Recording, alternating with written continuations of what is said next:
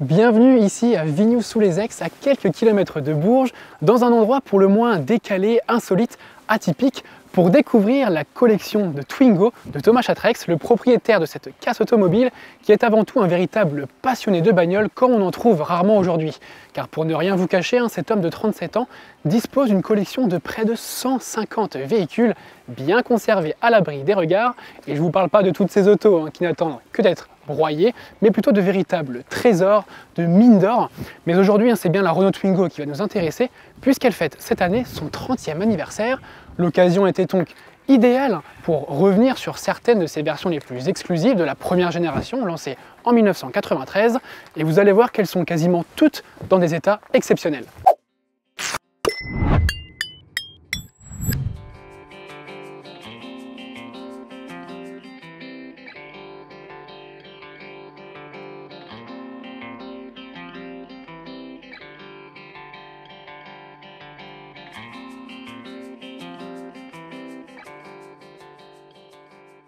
Bonjour Thomas, merci de nous recevoir ici chez vous.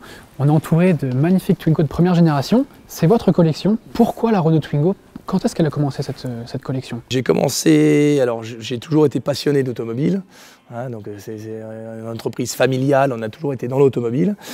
Et les Twingo, je ne sais pas pourquoi, j'ai toujours aimé cette bagnole. Alors c'est complètement dans ma génération aussi, c'est générationnel. Mais les Twingo, j'ai toujours apprécié cette bagnole, j'ai toujours aimé la bouille. J'en ai toujours gardé. Et puis au fur et à mesure du temps et des années, j'ai accumulé un petit peu tout ce qui pouvait expliquer, tout ce qui pouvait exister de Twingo avec les versions différentes, avec des couleurs, des modèles, des motorisations différentes. Justement, on va revenir sur toutes ces déclinaisons de la Twingo 1, mais déjà, quand est-ce que vous avez acheté votre première Twingo? La première Twingo, de toute façon, au permis, quand j'ai eu 18 ans, on avait une Twingo de société badgée, Chatrex et tout, c'était notre voiture de livraison, et je l'avais pour aller au lycée et tout, j'avais ma Twingo. Donc déjà, dès les premiers tours de roue, c'était Twingo? Toujours. Twingo. Alors là, derrière nous, on a l'une des premières productions de Twingo 1 sortie en 1993. Comment un propriétaire d'une Twingo 1 aujourd'hui pourrait savoir s'il a l'une des premières Twingo de production? Alors déjà, les premières, il y avait déjà 4 couleurs. On avait la verte, donc le vert coriandre, on avait la jaune, on avait la violette qui est derrière, et on avait une rouge, rose, un peu bizarre. Alors pas rose, parce que les roses c'est 94, on va en parler tout à l'heure. Et les 93, alors déjà, histoire des papiers, s'il y a les 93 ou pas. Les numéros de série, les petits numéros de série évidemment. Et un truc tout bête, tout simple, toutes les Twingo, même jusqu'en 2007, la fin de la production, avaient la lumière, le plafonnier qui était au milieu des deux pare-soleil. Comme sur n'importe quelle voiture. Comme sur quasiment toutes les voitures normales. Sauf que sur les 93, ils n'avaient pas mis la lumière au plafonnier, ils l'avaient mis sur le côté conducteur. Il y avait juste un tout petit plafonnier, une toute petite lumière qui était au-dessus du conducteur. Donc déjà, si c'est une 93, elle a obligatoirement cette lumière. C'est le détail qui fait que c'est une des premières Twingo sorties d'usine. On est d'accord.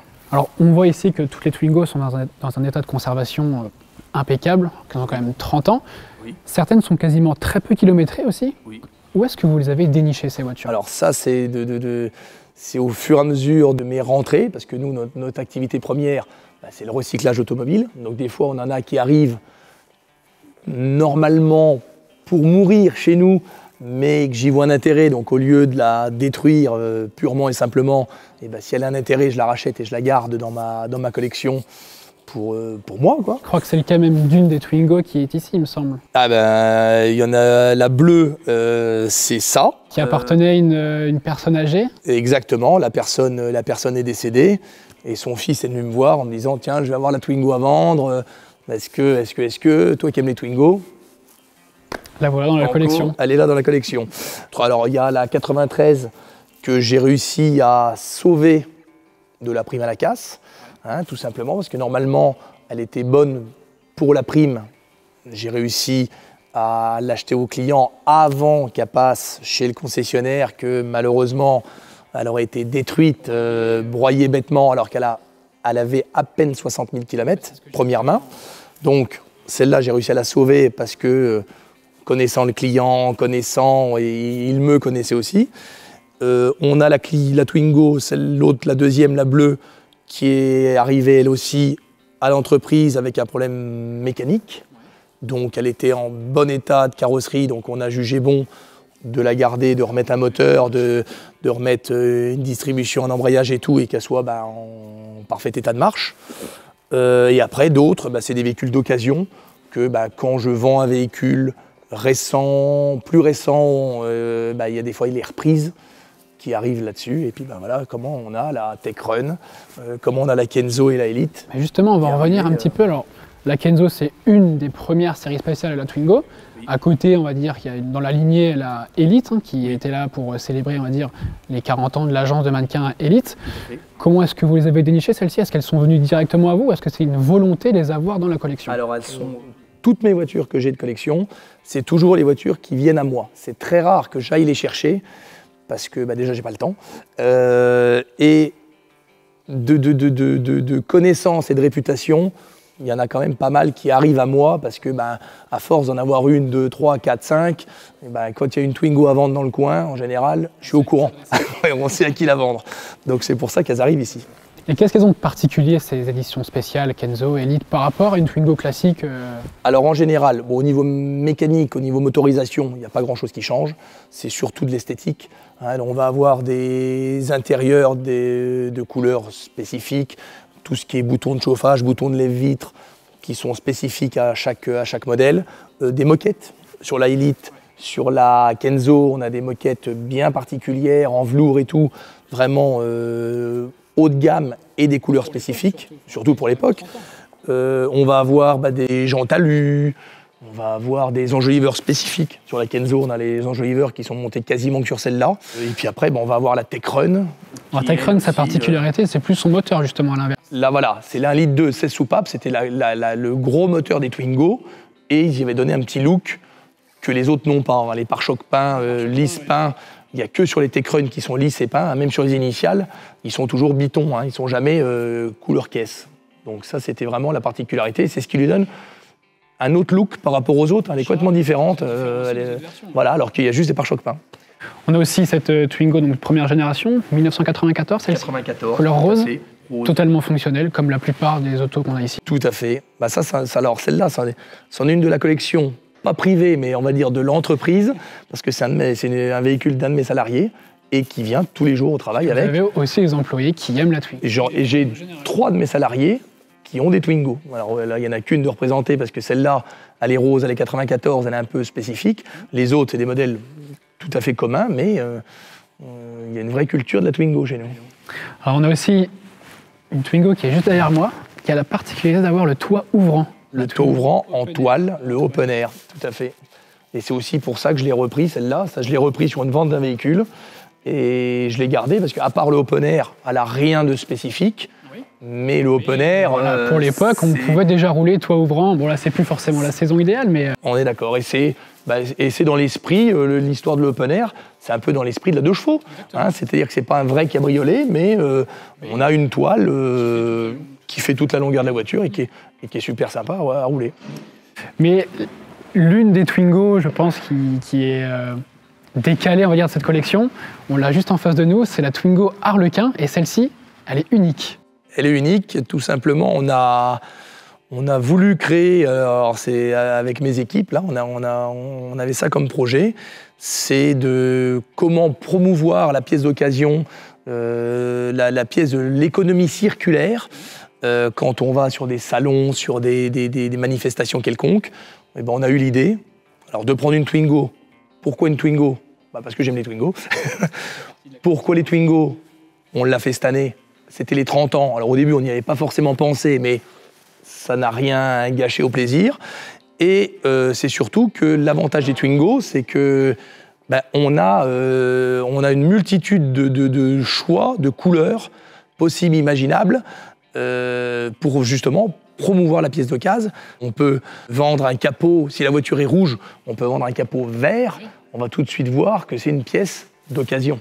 Alors la plupart des pièces qu'on voit beaucoup aussi aujourd'hui, des voitures qui roulent avec des capots, des portières de couleurs différentes. Pour des histoires de coûts, parce que des fois, quand on a une voiture juste pour aller au travail et tout, que la voiture est rouge, on met un capot blanc, ça ne va pas l'empêcher de rouler. Hein, voilà. Premier, on va dire déjà de la voiture en elle-même. Voilà, le but premier, c'est ça. Et nous, on en a fait un objet publicitaire. Elle a une très belle bouille, surtout cette voiture. Et vous avez peut-être le projet d'en faire une deuxième. Oui, alors on va en faire une deuxième qui va servir justement toujours et encore pour la promotion de l'entreprise. Et peut-être même dans l'avenir, parce que j'ai eu beaucoup de demandes de clients qui me demandent des voitures d'occasion en arlequin, voire même des fois de me dire j'ai une Twingo basique, combien vous me prenez pour la faire en arlequin? Donc c'est dans les projets, c'est dans les tuyaux. On va voir, alors ça sera dans les mois à venir, mais il y aura de l'arlequin peut-être un peu partout. C'est bon à savoir, on va peut-être en croiser un peu plus sur les routes.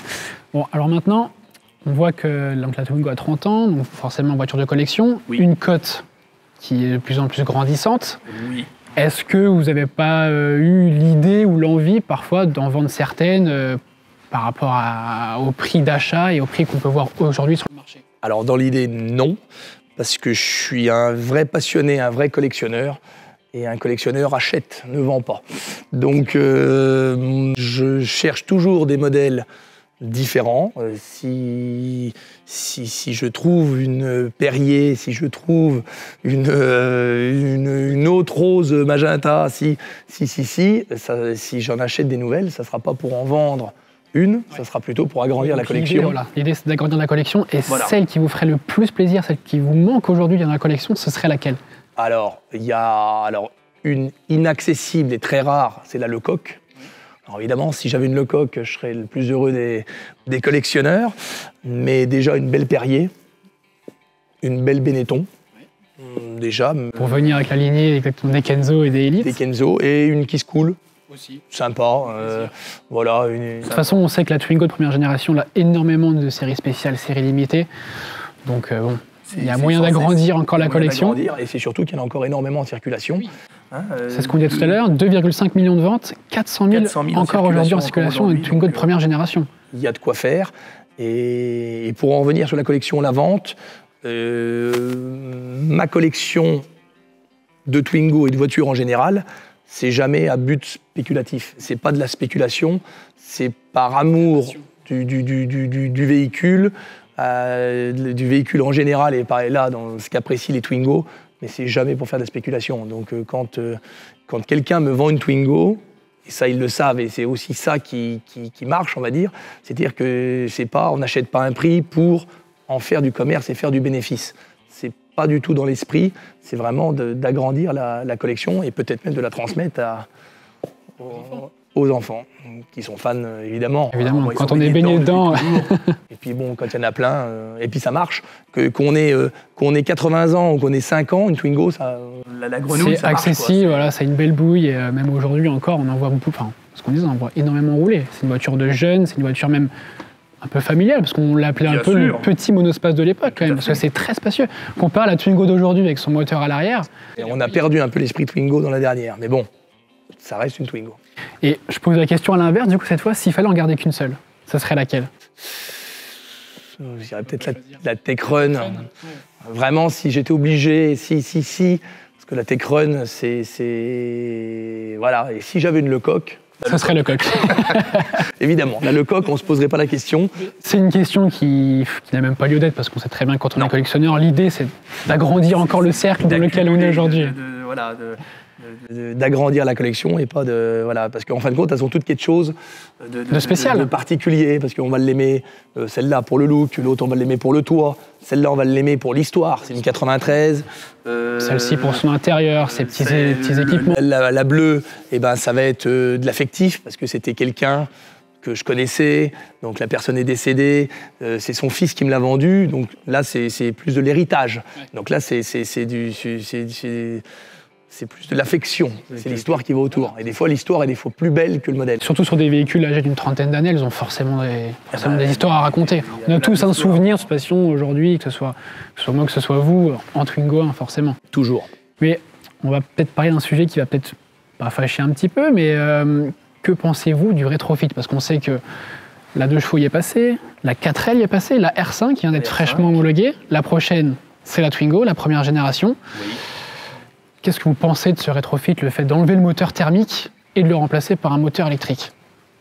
Alors, question difficile. Moi, personnellement, je ne suis pas un grand fan de l'électrique au jour d'aujourd'hui. Ça peut-être que justement une Twingo rétrofitée peut être intéressante pour les grandes villes, pour Paris et ainsi de suite. Bon, nous à la campagne, je préfère avoir, et j'ai pas d'utilité à avoir une Twingo électrique.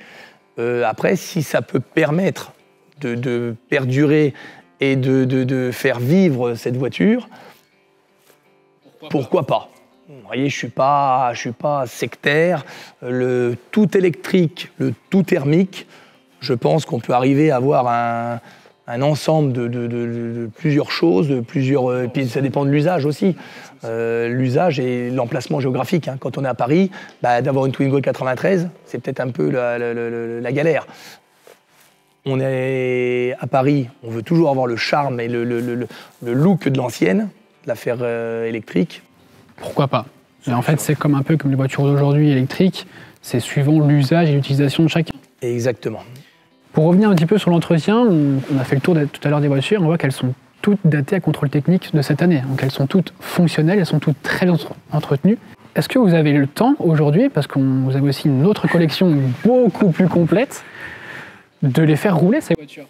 Alors, oui et non. Alors cette année, 30 ans de la Twingo, elles ont pas mal servi parce qu'évidemment, sur beaucoup d'événements, avec notre Harlequin, en général, quand on amène l'Harlequin, on en amène une ou deux autres. On a eu pas mal de sollicitations, même pour l'ouverture d'un magasin, que c'était les années 90 et tout. Donc, la Twingo, évidemment, a été présente. Donc, elles ont toutes un peu servi. Mais c'est vrai qu'en général, elles font pas beaucoup de kilomètres entre chaque contrôle parce que on n'a pas le temps, puis on peut pas être avec tout en même temps, on peut pas toutes les faire rouler. Si vous deviez nous raconter un seul souvenir, celui qui vous a le plus marqué, avec n'importe laquelle de ces Twingo, lequel ce serait?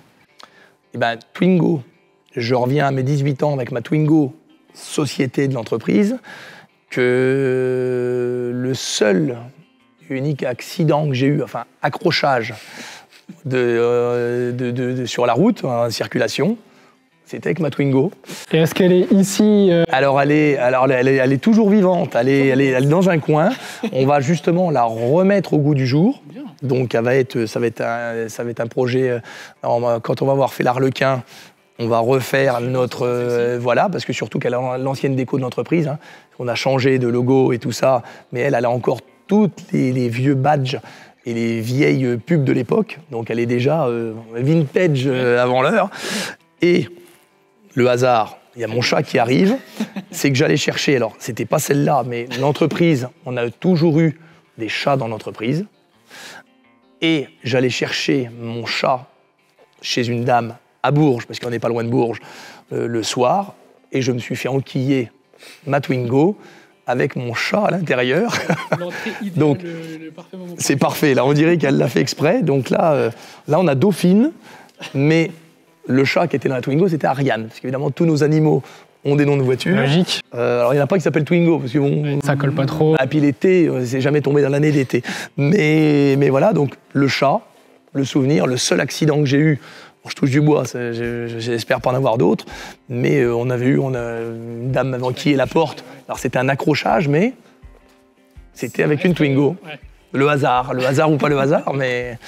Il en faut au moins une fois dans sa vie, de toute manière. Exactement. C'est par là. Alors là, toutes les Twingo qui sont autour de nous, est-ce que vous vous rappelez à peu près de l'ordre, on va dire, d'achat ou les premières arrivées Alors la première arrivée, je dirais bien que c'est la 93. Donc la verte. La verte. Les premières productions de Twingo. C'est à peu près ça. Alors la première que j'ai eue, c'est ma Twingo société. Ouais. Après j'ai eu une initiale que j'ai pas gardée, mais j'ai eu une initiale. J'en ai eu plein que j'ai revendu parce qu'à l'époque, c'était des voitures, on les collectionnait pas encore parce que c'était la voiture du moment. Donc la voiture du quotidien, on en avait une, on la vendait et ainsi de suite. Mais vraiment, la première que j'ai gardée, pour moi, c'est la verte. Ouais. En deuxième, j'ai dû avoir la Tech Run, ça fait déjà un petit moment que je l'ai. En troisième, ma Open Air. En quatrième, la Fiji. Cinquième, la Elite. Et depuis 6 mois, les 2 dernières arrivées dans la collection, la petite bleue et la Kenzo que j'ai achetée il y a 15 jours. C'est la dernière arrivée dans la famille. Et est-ce que vous avez des Twingo de 2e génération, 3e génération Twingo 2e génération, oui, j'ai une RS. Une RS, ouais. Petite bombinette. J'en ai une de société, un véhicule de prêt qu'on prête aux clients. J'ai une Twingo 2 diesel normale. Et Twingo 3, non, j'en ai pas parce que trop récent et trop différente. Trop différente et puis pas dans l'esprit Twingo. Et aussi parce que la voiture actuelle du moment, donc pour le moment, d'en mettre une de côté et de la mettre dans la collection, c'est pas le... Voilà, peut-être que dans 3 ans, dans 5 ans, dans 10 ans, il y aura une Twingo 3, une Rip Curl, c'est là aussi, il y a eu plein de séries, hein, coq sportif, et ainsi de suite. Mais bon, pour le moment, elle n'a pas forcément d'intérêt. Et puis c'est encore aussi un peu cher pour la mettre de côté, pour la laisser dans un hangar. Et puis en plus, une voiture moderne, vaut mieux, autant une ancienne, on peut la garder, qui roule pas, autant une moderne, malheureusement, voilà, ça va perdre de la valeur et tout, ça n'a pas d'intérêt pour le moment. Mais je dis pas que dans les années à venir, il y en a une aussi de côté.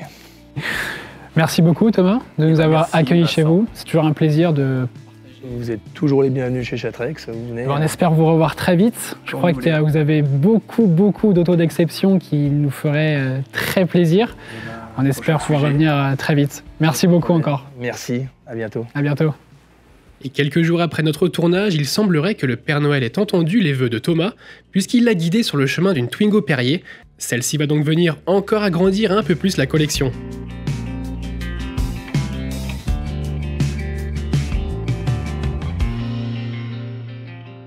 Alors je pense qu'on sera nombreux à dire un grand merci à la Renault Twingo, dans laquelle on a forcément quelques bons souvenirs d'enfance et même encore aujourd'hui. Nous, de notre côté, on espère que cette vidéo vous a plu. Je vous invite à vous abonner à notre chaîne YouTube largus.fr ainsi qu'à nos différents réseaux sociaux. Et je vous dis à très bientôt pour une nouvelle vidéo. Ciao!